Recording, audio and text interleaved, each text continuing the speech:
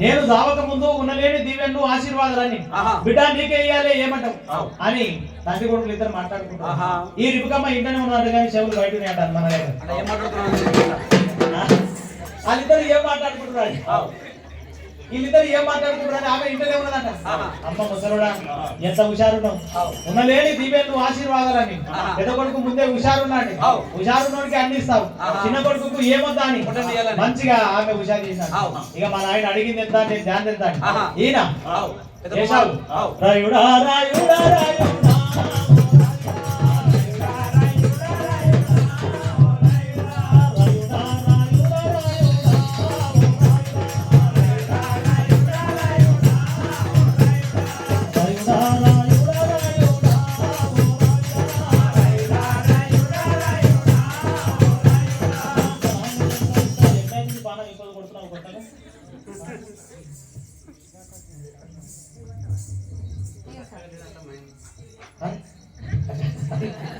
Thank you. ఈ బుర్రకథ ఆమె చూపండి పార్వతమ్మ అయ్యా 100 రూపాయలు ఈ బుర్రకథను మెచ్చి బహుకరించింది. తన కుటుంబాన్ని దేవుడు దీవించి ఆశీర్వదించున్నారు. నా బాధ నాకుంటే నీ దేవుడు అయ్యా ఆ ఏషావు మొదటికెళ్ళి రమ్మంటే నీ ఇష్టం వాళ్ళ గోపికెళ్ళేసి పోతారంట అని నేను చేస్తాను. ఇట్లా నీ హుషారు ఈ సైడ్ అకౌంట్ ఉండను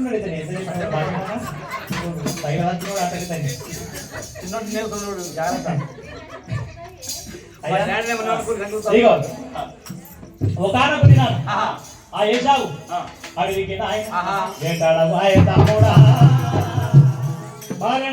తమ్ముడా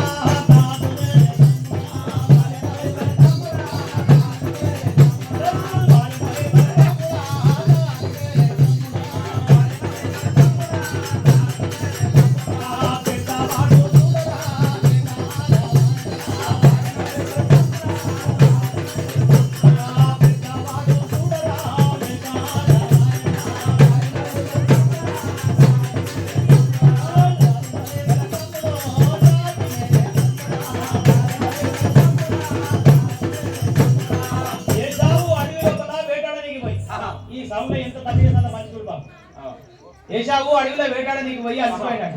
అలసిపోయినటువంటి ఏషావు ఉండనో పోతనో చనిపోయినట్లనే ఉన్నాడు. అడవిలో వేటాడి అలసిపోయింది. యాడైంది మంచినీళ్ళు దొరకలేవు. ఇగో ఎంత తినడానికి ఏం తీసుకుపోలేదు. ఆకలి అంటే ఆకలి అవుతుందని అలసి సొలిసినటువంటి ఏషావు అదిగో తమ్ముడి దగ్గరికి గుడారం దగ్గరికి ఎప్పుడైతే ఆ ఏషావు యాకోబు దగ్గరికి వచ్చాడు. యాకోబు మంచి వంటల మాస్టర్ అంటావు యాకోబు మంచి వంటల మాస్టర్. ఈ ఏషావు ఆకలితో వచ్చిన సమయానికి యాకోబు మంచిగా కలగూర వంటకం వండుతున్నాడు. ఎర్రటి చిక్కుడుగాయల కూర వండుతున్నాడు. ఎప్పుడైతే ఎర్రటి చిక్కుడుగాయల కూర వండుతున్నాడు అబ్బా నాకు ఆకలైన టైం మా తమ్ముడు నాకు ఇష్టమైనటువంటి కూర అన్నా ఏమడుగు నీకు ఏమి ఇష్టం అన్న ధర్మం అంటే చూడక ఇంత మంది కూడా చెప్తున్నా. ధర్మం అంటే నువ్వు ఒక నాకు 1,00,000 రూపాయలు చెప్పమను ఎట్లా నడుపుతాను పైలో ఎన్ని కిలోలు ఉంటుంది 98 కిలోలు ఉంటుంది.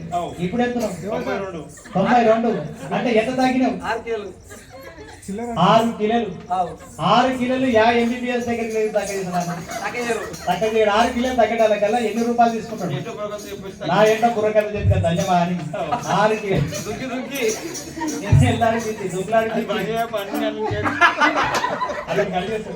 అరే దీని గురించి పంచారా నీ పేరు చెప్తున్నా ఎవరి పేరు చెప్తాను